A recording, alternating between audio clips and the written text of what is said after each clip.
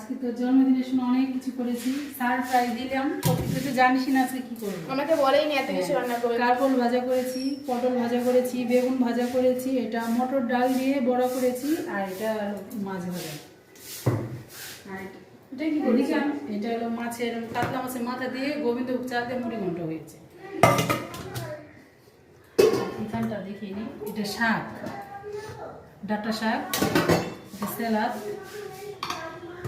এটা চাটনি, আর ওটা পাঁপড়। ওখানে এটার মধ্যে পাঁপড় রেখেছি। হ্যাঁ, পাঁপড়টা প্লাস্টিকে করে রেখেছি, নাহলে ইয়ে হয়ে যাবে, নরম হয়ে যাবে, প্লাস্টিকে রেখেছি। আর এখানে করেছি কাতলা মাছের পোস্ত দিয়ে সর্ষে দিয়ে ভাপা করেছি। না, ভাপা করেছি, এটা সর্ষে পোস্ত দিয়ে ভাপা। আর এটা এই দুটো হলো চিকেন কাবাব করেছি, তোদের দু বোনের জন্য দুটো করেছি।